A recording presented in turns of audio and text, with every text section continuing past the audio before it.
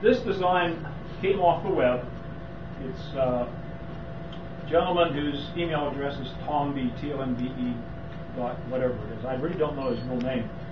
But he has a very interesting website and a following. There are 2 or 3 companies that are now kitting the designs that he's come up with.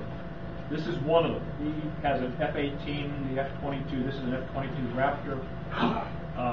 There's a couple of Russian, the Flogger there, a couple of British airplanes. They're all jets, but they're not ducted fan jets. They use a standard high KV motor. The material is all 6mm depron. This is the depron that came from Pat Catan's, the stuff that has the paper that you peel off. The interesting thing about it, you can download the plans for free as a tiled version on your computer, tape all the sheets together, cut them out, and the parts are tongue and groove. So there are tabs that fit into slots, and so it makes alignment really pretty easy. And if you want to, as you can see, for example, back here, here's an example of what the tabs look like going into the holes. You can see them up inside on both sides. I didn't sand those off, but throughout the rest of the airplane, unless you block sand those off, you'll have a lot of tabs sticking up. But I sanded those down and used some filler to fill them in just so that it would look a little bit better. The airplane flies on there's a number of motors to use. You need a high KV or high revving motor for an application like this. This particular motor, it's a 1900 kV, which is about as high as you can get. It'll turn between 21 and 23,000 RPM with a 5.3 or a 6.3 prop on a 3-cell LiPo. There are a number of videos on this guy's website. There must be 3 dozen videos from all over the world. Guys that have built these. There's some on YouTube. They're everywhere. The airplane at low speed flies like the bird dog. Honest to God, you just won't believe how slow this. It can be flown just walking speed, nose up, just as stable as you could possibly want. On the other end of the scale, full throttle, it will climb vertically out of sight doing continuous rolls, just like an arrow shot out of a bow, just straight up until it's out of sight. So it's got a very wide speed range. Requires only a 3-channel radio. The 2 control surfaces back here work as elevators or ailerons, and you need a mixing function in the radio to do that. So it takes 2 servos, and those are Hobby City $3 servos. But these are higher torque than the ones that I would use in a smaller phone. Carbon fiber push rods. If you download the plan, there's even the artwork. This artwork is part of the full-size plan that you download, and you cut that out and glue it on the side, and it kind of adds a touch of realism. I haven't had a radio in it yet. I mean, all we need to do is put a battery in the receiver.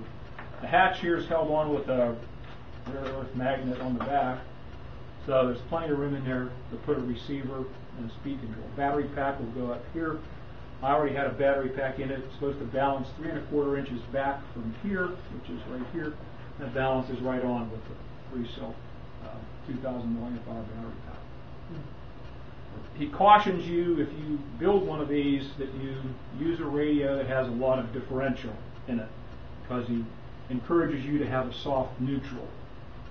That's so you can fly it slowly and under control, and yet at high speed you can do blurringly fast rolls. And if you go and look at the videos, you'll see this thing is at high speed doing rolls you can't count on. It just like this. So it should be kind of spirited. It should be fun to fly. It's not hard to build.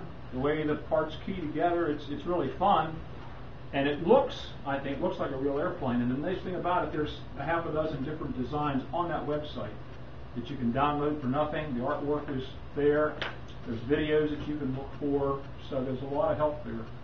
And the airplane was airbrushed with just water-based acrylic. Did a base gray, then I mixed some black in with the gray. The masks were done on just some heavy cardboard. They were just laid down. Didn't have to stick them down. I just, there was enough weight there. I just held them down and took the airbrush and just walked around the outside. And flipped it over and did this side. Same thing with the vertical stabilizer, just a piece of cardboard. And the white I did with just a straight edge along the edge. Just hold it with one hand, take the airbrush and work up and down until you have enough white. Just keep moving it around until you have all the edges done. So that's the F-22. It should be flyable by the weekend. All I have to do is drop a receiver in it.